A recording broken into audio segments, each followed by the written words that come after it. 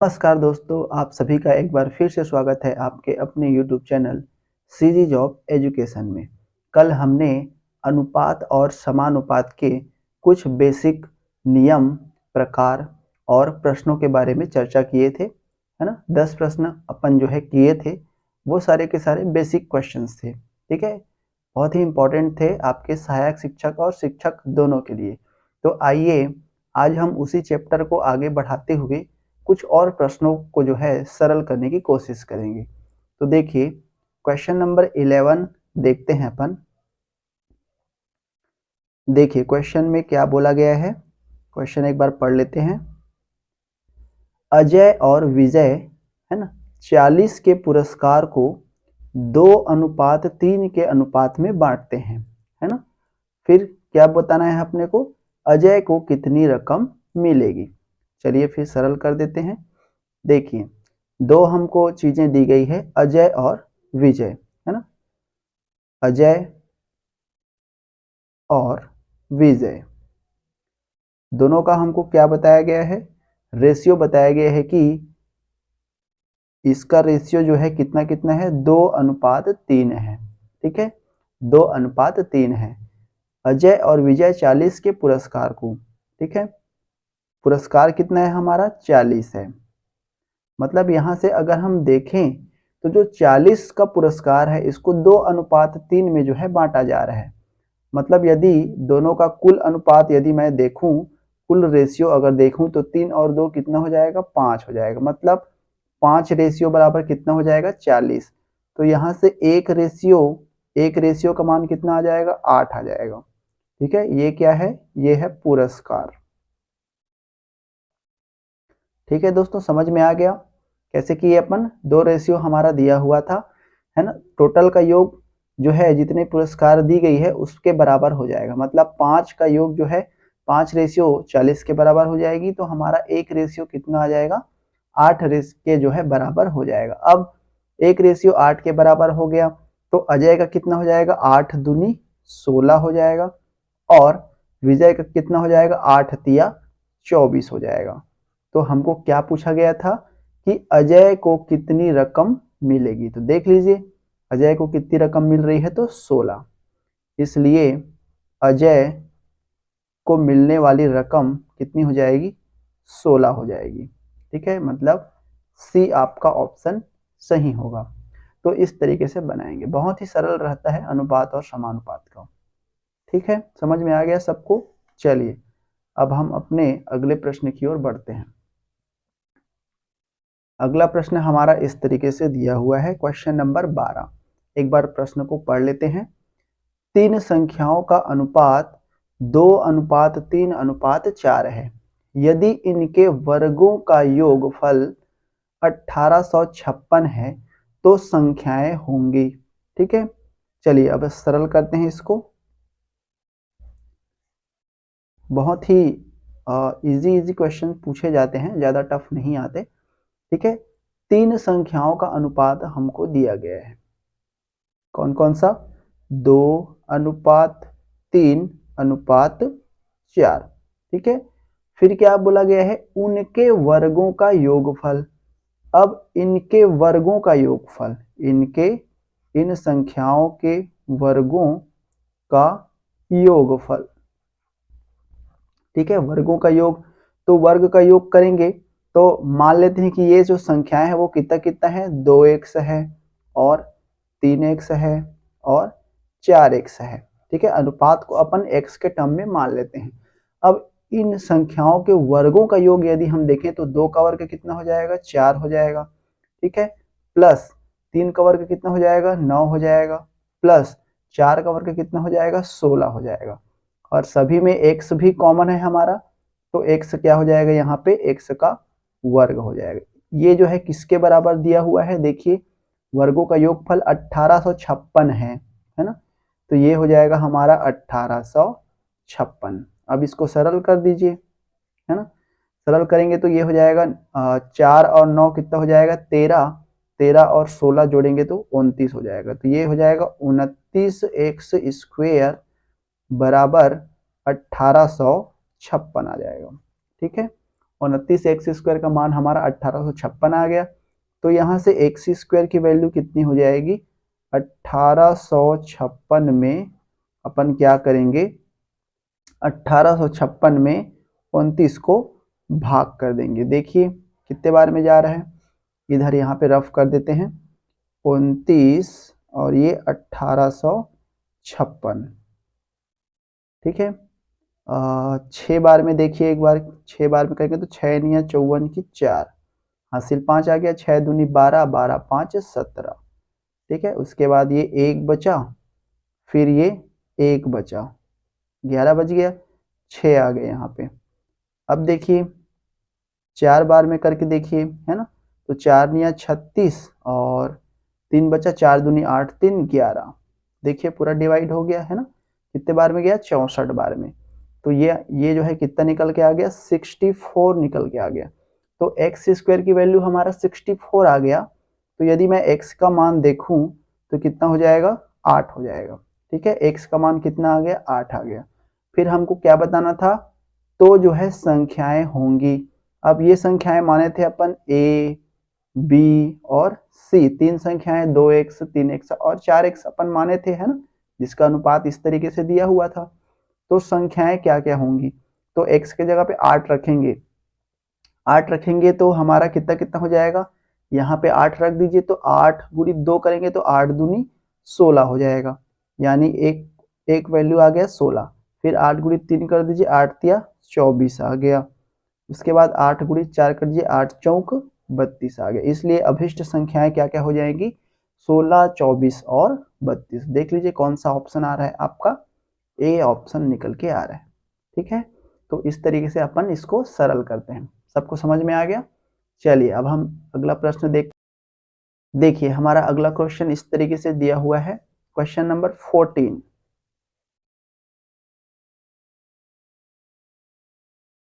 क्या दिया हुआ है, 7:13 के प्रत्येक पद में क्या जोड़ा जाए कि नई संख्याएं 2:3 के अनुपात में हो जाए, है ना भाई। 2 अनुपात हमको बताया गया है, तो एक अनुपात दिया हुआ है 7/13, ठीक है। इसके प्रत्येक पद में क्या जोड़ा जाए, तो मान लेते हैं कि इसके प्रत्येक पद में अपन x जोड़ दिए, तो यहाँ पे भी x जोड़ दिए। x जब जोड़ते हैं तो नई संख्या बनती है जो कि 2:3 के रेशियो में होता है। तो नई संख्या का जो अनुपात है वो कितना हो गया, 2:3 हो जाएगा। अब इसको सरल कर दीजिए, तिर्यक गुणा करते हैं, तो 3 7 21 प्लस 3x बराबर क्या हो जाएगा, 13 दूनी 26 प्लस 2x। अब x वाले को x के तरफ और संख्या को संख्या के तरफ, तो यहाँ से 3x माइनस 2x हो जाएगा बराबर 26 माइनस 21। सरल कर दीजिए, तो यहाँ से x बराबर कितना आ गया, x बराबर आ गया 5, है ना। क्या बोला गया था कि क्या जोड़ा जाए, है ना, तो क्या जोड़ने से आ रहा है, तो 5 जोड़ने से आ रहा है, इसलिए आंसर हमारा क्या आ जाएगा, 5 आ जाएगा। बहुत ही सरल था। तो ऐसे प्रश्न जो है एग्जाम में अक्सर पूछे जाते हैं, ध्यान रखिएगा आप लोग। चलिए अब हम देखते हैं अपना अगला प्रश्न। देखिए अगला प्रश्न दिया हुआ है जनसंख्या पर आधारित।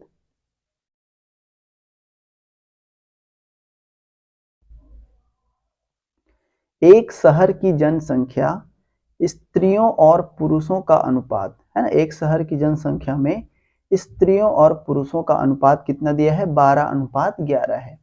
यदि उस शहर की कुल जनसंख्या 4,60,000 है तब स्त्रियों की जनसंख्या क्या होगी, ठीक है।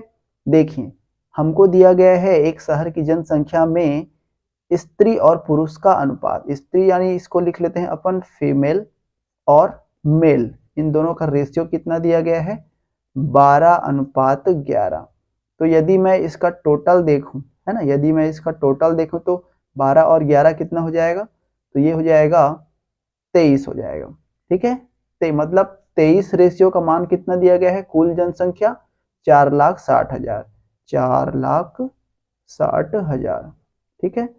यदि मैं एक रेशियो का निकालूं तो एक रेशियो का कितना हो जाएगा, 4,60,000 में 23 का भाग कर दीजिए, तो 23 दूनी 46, फिर 1 2 3 4 मतलब 20,000। एक रेशियो का मान कितना आ गया 20,000।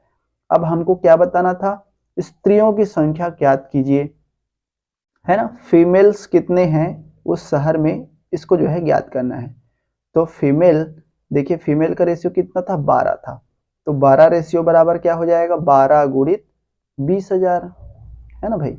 एक रेशियो का मान 20,000 आया था, तो 12 रेशियो का 12 गुणित 20,000 यानी 12 दूनी 24 यानी 2,40,000 यहाँ पे निकल करके आ गया। देख लीजिए कौन सा आ रहा है आपका, सी ऑप्शन। ठीक है, सबको समझ में आ गया, बहुत ही सरल रहता है। बस अपने को कंपैरिजन निकालनी है, उसके बेसिस पे जो भी चीजें हमको पूछी जाती है उसको जो है सरल कर लेना है। चलिए अब हम अगला प्रश्न देखते हैं, क्वेश्चन नंबर 16। देखिए एक बार प्रश्न पढ़ लेते हैं। स्कूटर और टीवी के कीमतों का अनुपात 5:4 है। यदि स्कूटर की कीमत टीवी की कीमत से 4,000 रुपए अधिक है तो टीवी की कीमत क्या होगी। चलिए सरल कर देते हैं। देखिए स्कूटर और टीवी की कीमतों का अनुपात, मान लेते हैं ये स्कूटर हो गया और ये टीवी हो गया, इसकी कीमतों का अनुपात कितना दिया है 5:4 दिया है। तो मान लेते हैं कि स्कूटर का कितना है रेशियो 5x है और टीवी का रेशियो कितना दिया है 4x दिया हुआ है। ठीक है, फिर क्या बोला है प्रश्न के अनुसार, है ना। प्रश्न के अनुसार क्या बोला है, प्रश्नानुसार क्या बोला गया है, स्कूटर की कीमत, स्कूटर को क्या माने हैं अपन 5x, स्कूटर की कीमत किसके बराबर है, टीवी की कीमत से 4,000 रुपए अधिक है। टीवी की कीमत क्या माने हैं 4x माने हैं, से कितना अधिक है तो 4,000 रुपए अधिक है। अब यहाँ से x की वैल्यू निकाल लेते हैं अपन, तो यहाँ से 4 को इधर पक्षांतर करेंगे तो ये हो जाएगा x, 5x में 4x घटाएंगे तो x हो जाएगा, x बराबर कितना आ गया 4,000 आ गया। पूछा क्या चीज है हमको, टीवी की कीमत क्या होगी। अब देखिए टीवी की कितना है यहाँ पे 4x है, तो x की वैल्यू 4,000 आई, तो इसलिए टीवी की जो कीमत है वो कितना आ जाएगी 4 गुणित 4,000, है ना, बराबर कितना हो जाएगा 4 चौक 16 यानी 16,000 रुपए। ठीक है, कितना हो जाएगी टीवी की कीमत 16,000 रुपए। देख लीजिए कौन सा आ रहा है आपका, डी ऑप्शन आ रहा है। ठीक है दोस्तों, इस तरीके से अपन बनाते हैं। आई होप सबको समझ में आ रहा होगा, ज्यादा टफ क्वेश्चन नहीं पूछे जाते सहायक शिक्षक में। चलिए अब हम देखते हैं अपना अगला प्रश्न, क्वेश्चन नंबर 17। देखिए थोड़ा सा ये अलग है, चलिए इसको सरल करने की कोशिश करते हैं। सबसे पहले प्रश्न पढ़ लेते हैं क्या बोला गया है। तीन संख्याओं का योग 58 है, तो मान लेते हैं कि तीन संख्या हमारा a प्लस बी प्लस सी है, इसका वैल्यू कितना दिया गया है 58। ठीक है, फिर बोला गया है कि पहली संख्या व दूसरी संख्या से अनुपात, पहली संख्या व दूसरी संख्या से अनुपात मतलब a/b बराबर कितना दिया गया है 4/9 दिया गया है। ठीक है, तो यदि मैं यहाँ से a का वैल्यू देखूं तो कितना हो जाएगा 4/9 इंटू बी हो जाएगा। ठीक है, अब फिर बोला गया है कि दूसरी संख्या से तीसरी का अनुपात 9:16 है। दूसरी संख्या क्या है हमारी, दूसरी संख्या b है, से तीसरी संख्या यानी c है का अनुपात हमको क्या बोला गया है 9:16 दिया गया है। तो यहाँ से यदि मैं b का वैल्यू निकालता हूं तो कितना हो जाएगा 9/16 c हो जाएगा। ठीक है, ये हमारा एक समीकरण तैयार हो रहा है। ठीक है दोस्तों, अब यहाँ से b का वैल्यू इसमें रख दो a वाले में। ठीक है, तो b का वैल्यू a वाले में रखेंगे तो यहाँ से a का वैल्यू निकल के क्या आ जाएगा, देखिए a बराबर क्या हो जाएगा, a बराबर 4/9 इंटू b का वैल्यू फिर से रखेंगे अपन 9/16 इंटू सी रखेंगे। तो देखिए यहाँ से 9 और 9 कैंसल, 4 एक कम 4, 4 चौक 16, मतलब a बराबर क्या निकल के आया, a बराबर निकल के आएगा a बराबर निकल के आएगा यहाँ पे c/4।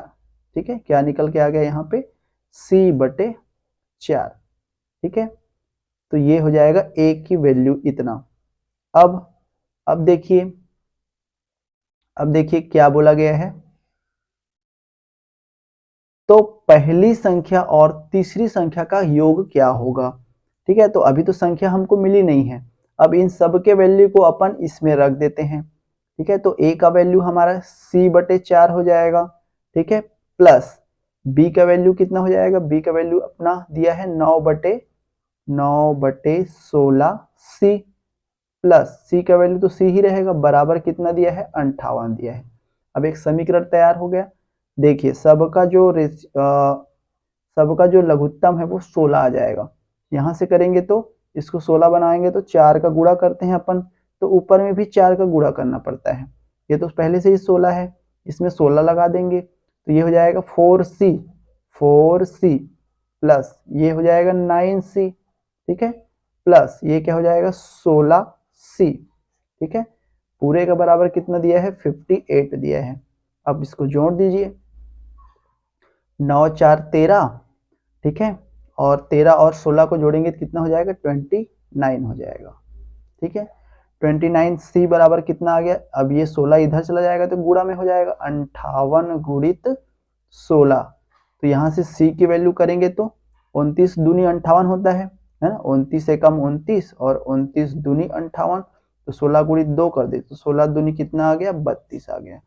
अब c का वैल्यू हमको कितना मिल गया 32 मिल गया, तो यहाँ से a का वैल्यू निकाल लेंगे तो ये हो जाएगा 32/4 यानी 8 आ गया। तो a का वैल्यू यहाँ पे कितना आ गया 8 आ गया। पूछा क्या गया था हमको, पहली और तीसरी संख्या का योग, मतलब पहली यानी a और तीसरी यानी c का योग। तो a का मान हमारा 8 आया था, प्लस c का मान कितना आया था 32 आया था। दोनों को जोड़ देंगे तो हमारा कितना निकल के आ गया 40 निकल करके आ गया। देख लीजिए कौन सा आ रहा है, ए ऑप्शन आ रहा है आपका। थोड़ा सा अलग था ये, क्योंकि पहले में अपने को समीकरण दे दिया था, तो इस तरीके से अपन समीकरण के माध्यम से सरल करके इसका जो है वैल्यू निकालते हैं। ठीक है, सबको समझ में आ गया क्या क्या किए अपन। a प्लस बी प्लस सी की वैल्यू हमको दी गई थी और रेशियो दी गई थी। रेशियो के अकॉर्डिंग हम a का मान, b का मान और जो है c का तो खैर है नहीं, a का और b का जो है मान c के टर्म में निकाल लिए। फिर उन सभी को इस समीकरण में रख दिए। रखने के बाद हमको c की वैल्यू मिली कितना 32। फिर इस c के वैल्यू से अपन a का वैल्यू निकाल लिए, है ना। और a और c दोनों का हमको क्या पूछा गया था कि दोनों संख्याओं का योग क्या होगा, पहली और तीसरी संख्या का ये पूछा गया था। तो योग हमारा कितना निकल के आया 40 निकल करके आया। तो इस तरीके से अपन सरल करते हैं। ठीक है दोस्तों, चलिए इसके बाद अपन अगला प्रश्न देखते हैं, क्वेश्चन नंबर 18। देखिए 18 में क्या दिया हुआ है, दो संख्याओं का योग 40 और अंतर 4 है, तो संख्याओं का अनुपात क्या होगा, है ना। चलिए सरल कर लेते हैं। दो संख्याओं का योग मतलब a प्लस बी बराबर कितना दिया है 40 दिया है, और अंतर यानी a माइनस बी बराबर कितना दिया हुआ है 4 दिया हुआ है। तो संख्याओं का अनुपात क्या होगा, अनुपात क्या होगा मतलब a अनुपात b क्या होगा, ये हमको बताना है। ठीक है, तो यहाँ से यदि मैं इसको जोड़ देता हूँ तो b और b तो कैंसिल हो जाएगा ये दोनों, तो ये हो जाएगा 2a बराबर 40 और 4 को जोड़ेंगे तो 44। तो यहाँ से a का मान कितना आ गया 22 आ गया। ठीक है, जब a का मान 22 हो गया तो b का मान कितना हो जाएगा, तो यहाँ से a का मान जब 22 हो गया तो b का मान हम कितना निकालेंगे 40 माइनस 22, 40 माइनस 22 मतलब कितना आ जाएगा यहाँ पे 18 आ जाएगा। ठीक है, इसलिए हमारा a अनुपात b दोनों का अनुपात पूछा था, a अनुपात b क्या हो जाएगा 22 अनुपात 18। ठीक है, कटेगा क्या, ये कट जाएगा तो 2 11 और 2 निया, तो कितना निकल के आ गया 11 अनुपात 9। तो ये हो जाएगा सी आपका आंसर हो जाएगा। ठीक है दोस्तों, इस तरीके से बनाएंगे तो बहुत ही सरल था ये। चलिए अब हम अगला प्रश्न देखते हैं, क्वेश्चन नंबर 19।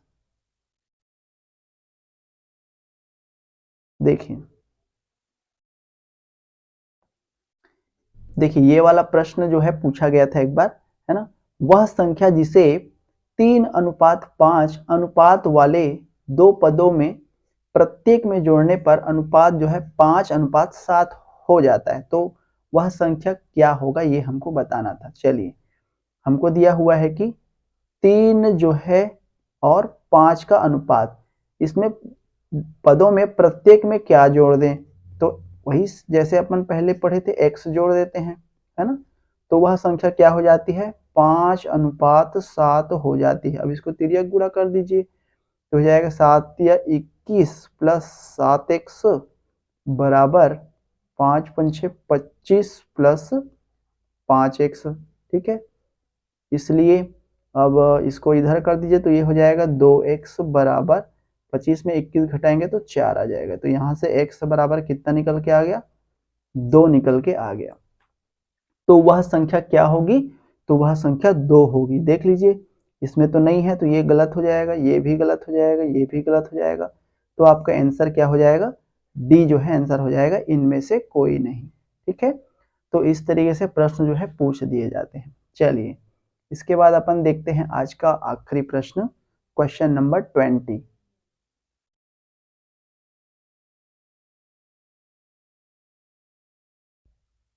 देखिए क्या बोला गया है, एक थैले में 25 पैसे, 10 पैसे और 5 पैसे के सिक्कों में 1:2:3 का अनुपात है ना। हमको क्या क्या बोला गया है यहाँ पे, 25 पैसे, ठीक है, और 10 पैसे और 5 पैसे, ठीक है, 3 चीजें हमको दी गई है। तो यदि मैं सबको रुपए में कन्वर्ट करूं, है ना, रुपए में कन्वर्ट करूं तो कैसे हो जाएगा, 25 पैसे को मैं क्या लिख सकता हूं, सॉरी भिन्न में यदि हम कन्वर्ट करें इसको, सबको फ्रैक्शन में अगर हम लाते हैं, है ना, फ्रैक्शन में अगर हम लाते हैं तो 25 पैसे को हम कैसे लिख सकते हैं, 1/4, क्योंकि 1 रुपए का चौथा भाग है 25 पैसे। ठीक है, 10 पैसे को कैसे लिख सकते हैं, 1/10। इसी तरीके से 5 पैसे को अपन कैसे लिख सकते हैं, 5/100, है ना, 5/100, यानी कटा दीजिए तो 1/20 हो जाएगा, है ना। तो इसको अपन लिख सकते हैं 1/20।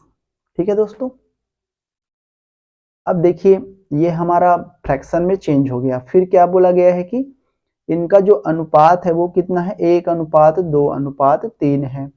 इनका जो अनुपात है वो कितना है, 1 मतलब 1x, 2 मतलब 2x और 3 मतलब 3x है।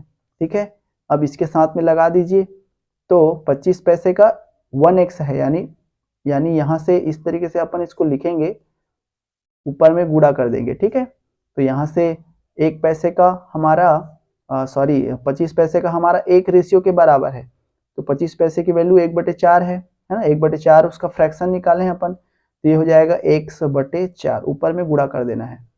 ठीक है, इसी तरीके से 10 पैसे का 1/10 फ्रैक्शन में दिया है और इसका अनुपात कितना दिया है, 2x दिया है, तो ये हो जाएगा 2x/10। फिर क्या बोला गया है, 5 पैसे का 3 में दिया गया है, मतलब ये हो जाएगा 3x/20।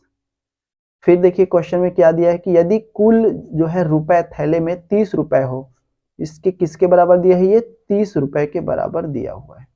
ठीक है, तो 5 पैसे के कितने सिक्के हैं, कुल रुपए मतलब सबको क्या कर देनी है, जोड़ देनी है। ठीक है, सबको क्या कर देनी है, जोड़ देनी है, तो जोड़ दीजिए, ये हो जाएगा x/4 plus 2x/10 plus 3x/20।